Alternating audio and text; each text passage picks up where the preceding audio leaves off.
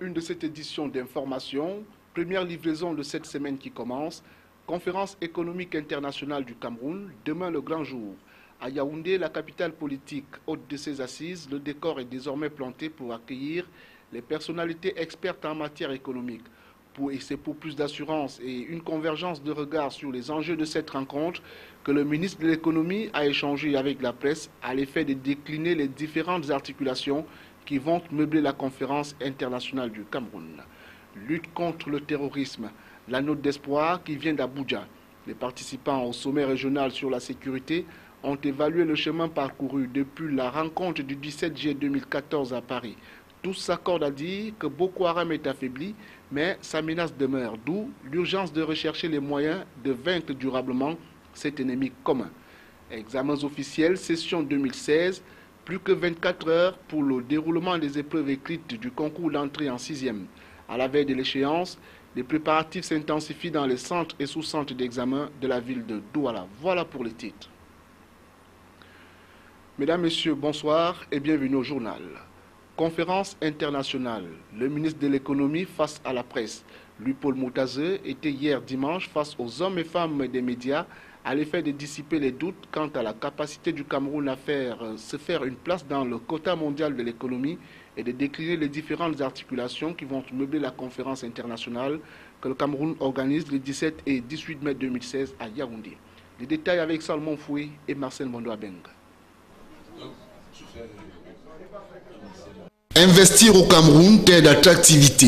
C'est le thème de la conférence internationale qui démarre ce mardi 17 mai 2016 dans la capitale politique du Cameroun. C'est pour suivre la cadence de ce rendez-vous à forte tonalité économique que le ministre Luipol Mutaze, en charge des questions économiques, a réuni les professionnels de la communication le temps d'un point de presse pour présenter les motivations qui ont présidé à l'organisation de cette conférence. De l'avis du MINEPAT, le Cameroun est un pays très prometteur d'un point de vue économique. Le pays bénéficie d'une position stratégique qui est en fait un débouché privilégié pour les pays de l'Afrique centrale. Au Cameroun, l'agriculture représente 22,2% de son PIB, le secteur secondaire revendique 30,1% et le secteur des services dominé par les transports, le commerce, la téléphonie mobile et les services financiers se situe autour de 47,7%. Depuis 2010, l'économie camerounaise est marquée par la mise en place des projets structurants avec des trajectoires de croissance qui oscillent autour de 6%. Une croissance menacée de ralentissement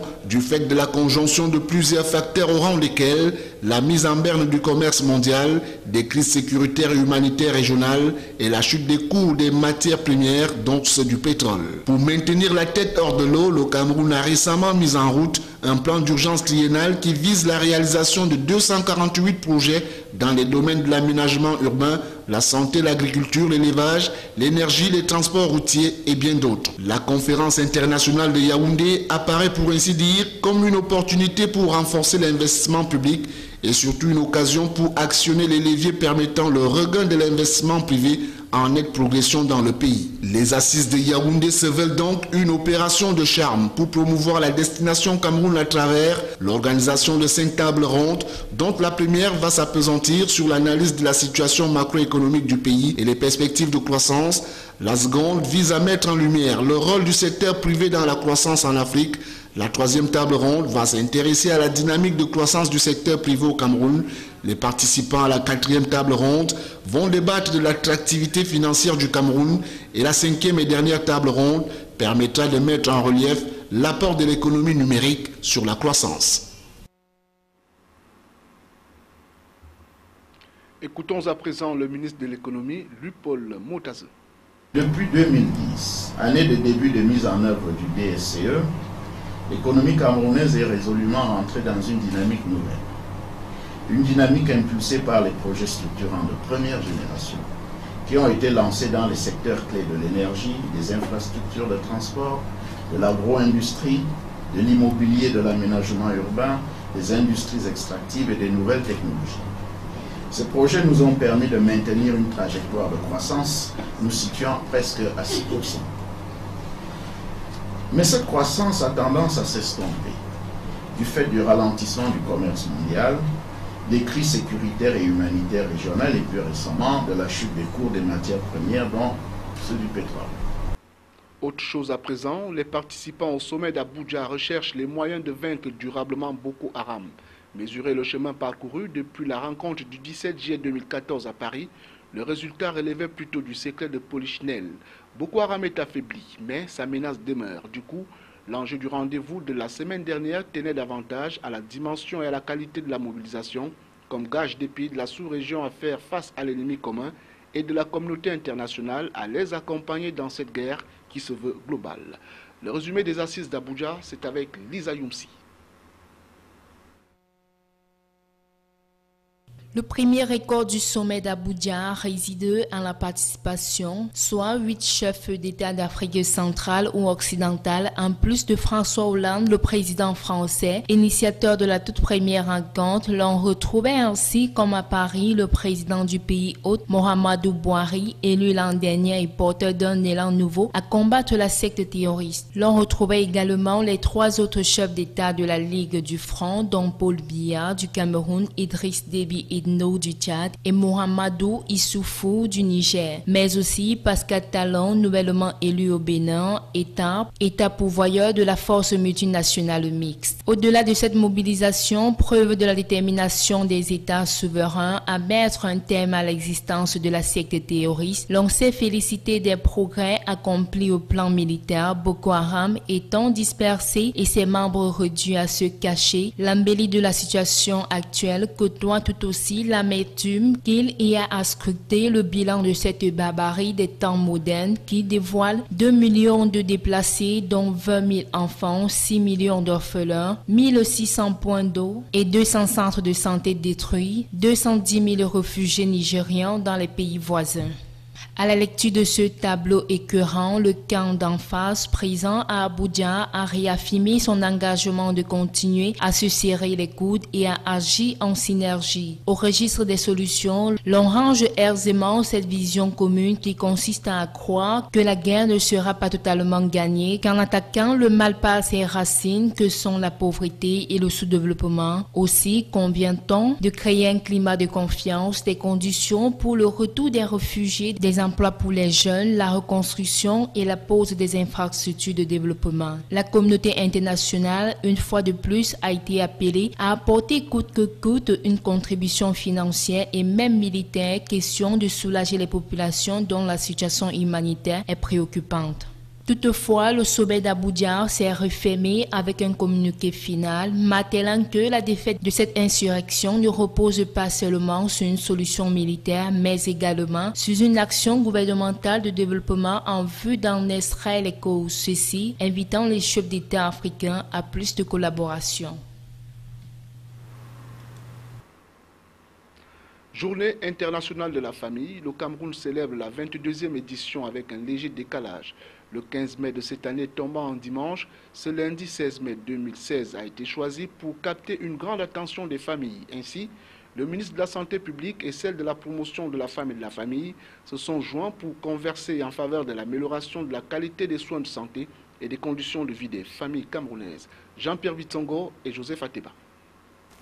C'est donc dans le cadre de la célébration de la 22e journée internationale de la famille, célébrée cette année sous le thème « Les familles, une vie saine et un avenir durable » que le ministre André Mamafouda et la ministre Marie-Thérèse Abena Ondoa ont donné un point de presse ce 16 mai 2016 au cercle municipal de Yaoundé. En prenant la parole en premier, le ministre de la Santé publique a axé son propos sur l'offre des soins que le gouvernement met à la disposition des populations camerounaises. Aussi a-t-il insisté sur les soins offerts au bénéfice de la mère et de l'enfant.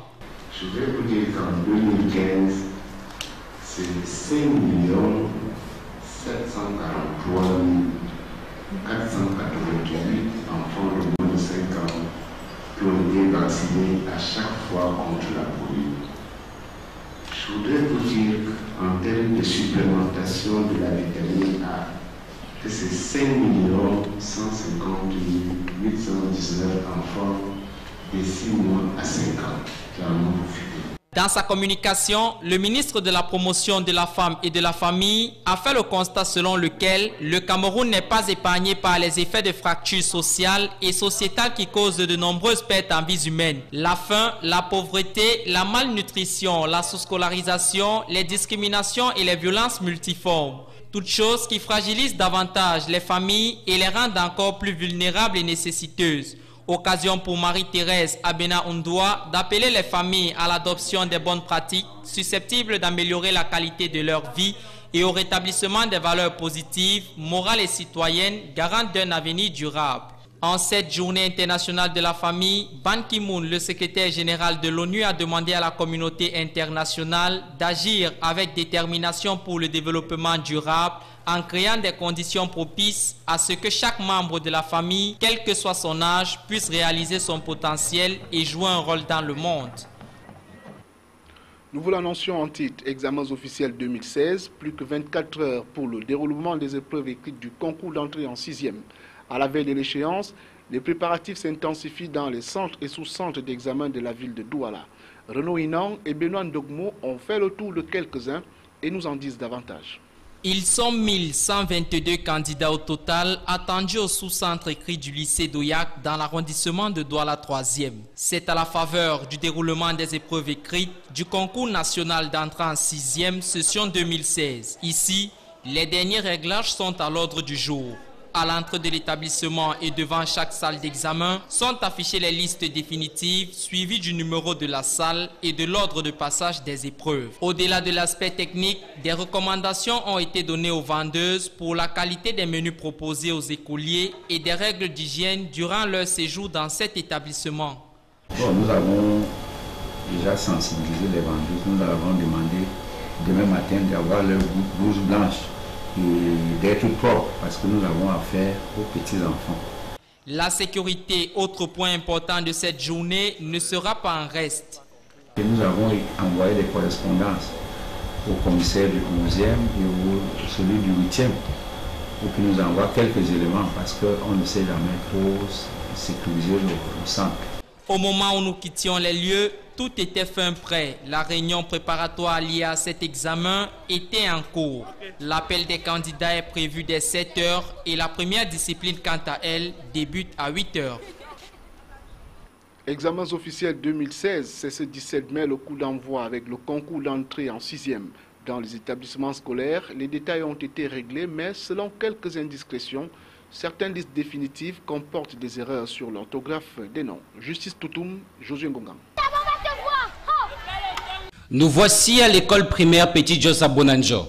Les enfants des classes de cours moyen et deuxième année ont reçu leur carte d'accès aux salles du concours d'entrée en 6e. L'administration, quant à elle, peut se targuer de n'avoir connu aucun souci sur les listes provisoires des examens. Mais cet avantage, il faut le dire, n'est pas le partage de tous les établissements scolaires, surtout du secondaire où, selon quelques nouvelles de la délégation départementale des enseignements secondaires pour le Vouri, certaines listes provisoires qui ont transité par ici n'ont pas été révisées par les responsables des établissements. Or, actuellement, il n'est plus question d'en faire allusion puisque pour les examens de fin de premier comme de second cycle notamment, les listes définitives ont été déjà validées au niveau du ministère. Que faut-il donc faire pour les retardataires? L'espoir n'est pas perdu pour autant. Nous déclare hors caméra Henri Delors Soso. Les candidats ayant connu des orthographes erronées de leur nom ont tout de même une dernière chance de se rattraper au dernier jour de l'examen en remplissant une fiche irrelative qui leur sera fournie par le MINSEC. C'est du moins ce qu'on peut retenir de la procédure. En attendant cette dernière occasion, l'heure est plutôt aux révisions pour certains candidats. Montons d'un cran pour parler de l'enseignement supérieur avec à l'extrême nord la faculté des lettres et sciences humaines de l'université de Maroua qui tient ses deuxièmes journées scientifiques. Pendant 4 jours, les universitaires du Cameroun et d'ailleurs ont mené des réflexions sur les grandes problématiques posées par les études postcoloniales. Les journées étaient organisées en l'honneur du recteur de l'université de Maroua, le professeur Edouard Ako-Oben. De Maroua, voici le compte rendu de Célestin Tabouli Succès et Lisa Youmsi pour le récit. Après les premières journées scientifiques tenues l'an dernier, la faculté des lettres et sciences humaines de l'université de Maroua vient de tenir cette deuxième journée scientifique. Organisée en l'honneur du professeur Edward Oko-Aubert, le recteur de l'université de Maroua, la deuxième édition de cette journée avec pour thème post-colonie, post-colonialisme et études postcoloniales, bilan et perspectives pluridisciplinaires. Pendant 4 jours, d'éminents chercheurs venus du Cameroun et d'ailleurs ont penché sur la réflexion critique profonde sur les grandes problématiques que posent les études postcoloniales aujourd'hui en ce qui concerne non seulement ses axes de pertinence, mais aussi et surtout l'impact et ses apports. Dans sa leçon inaugurale, le doyen de la faculté des lettres et sciences humaines a souligné que les deuxièmes journées scientifiques de la faculté des lettres et sciences humaines de l'université de Maroua est un dispositif qui inaugure un important programme de dynamisation. Le professeur Clément Dili Pailaï a formulé le vœu que ces rencontres soient riches en échanges novateurs et qu'elles débouchent sur les propositions fortes. Au menu des conférences en plénière, des sessions en atelier, des journées entre autres, à travers ces deuxièmes journées scientifiques qui interviennent de 4 ans après la création de la faculté des lettres de l'université de Maroua, peut donc se targuer d'intégrer la cour des grandes universités d'État. Dans la suite du journal, carte de presse, la Commission nationale de délivrance de ce sésame destiné aux professionnels de la communication a tenu sa première session pour le compte de l'année 2016, ce 16 mai à Yaoundé. En vitrine, la création d'une base de données des journalistes détenteurs d'une carte de presse dûment établie. Jean-Pierre Bitongo et Joseph Ateba. Les membres de la Commission nationale de délivrance de la carte de presse ont répondu présent à la convocation du président Séverin Tchouke qui présidait les travaux.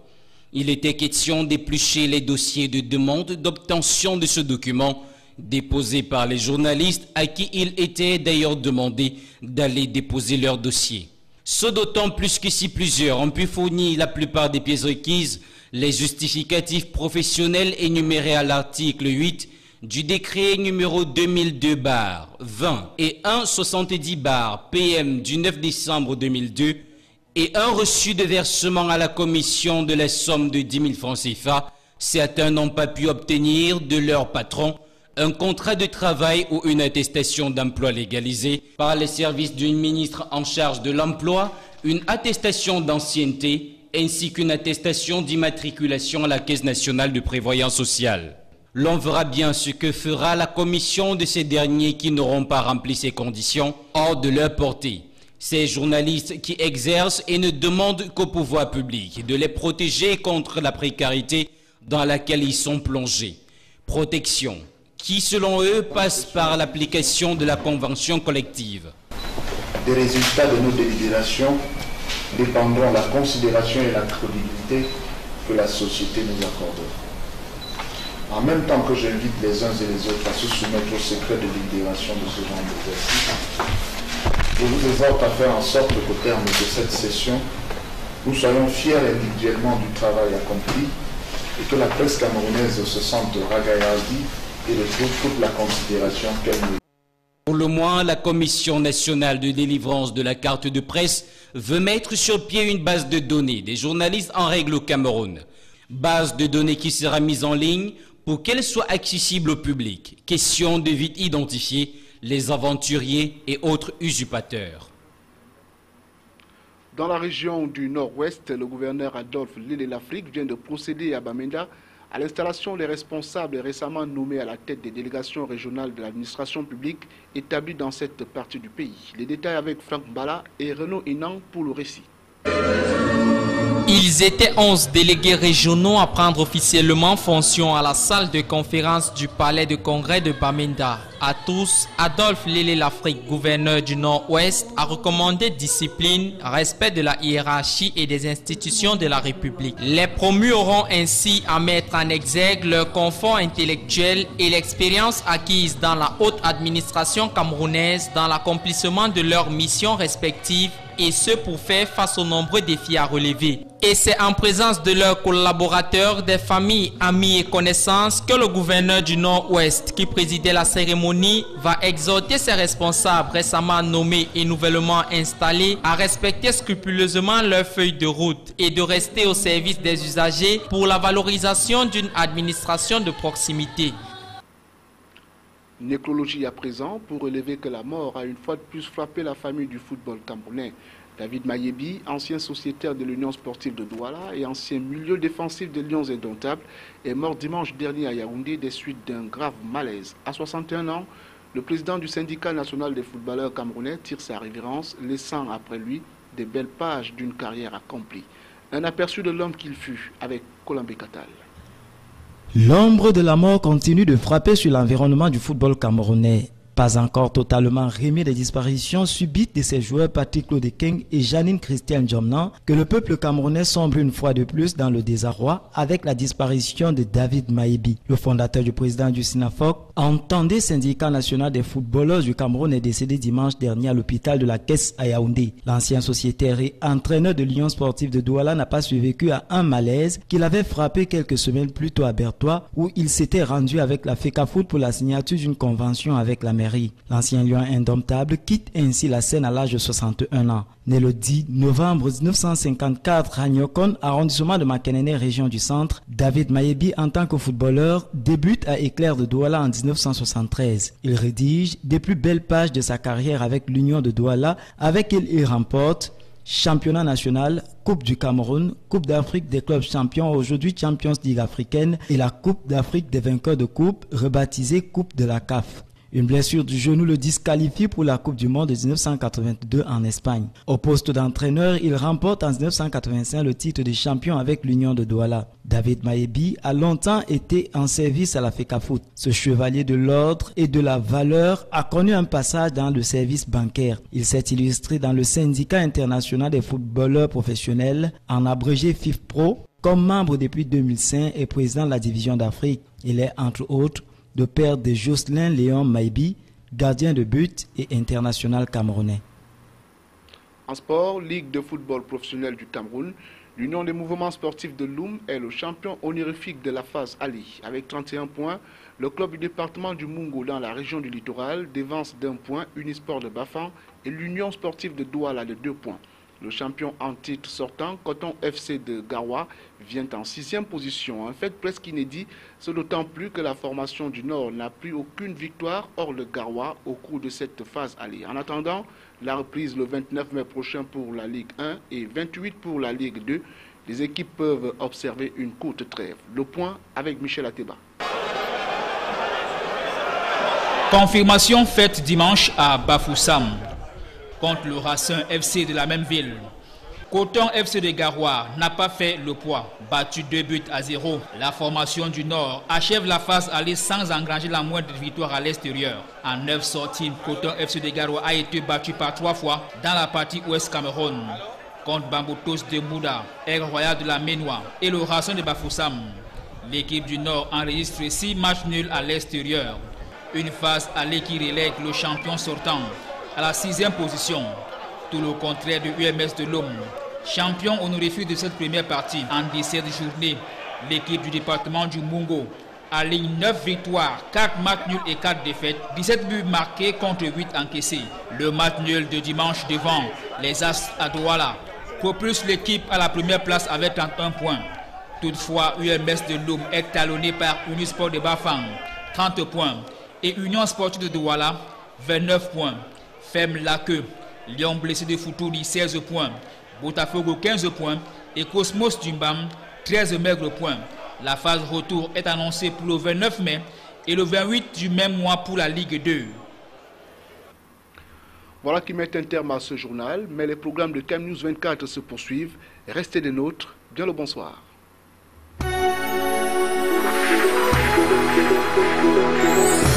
Thank you.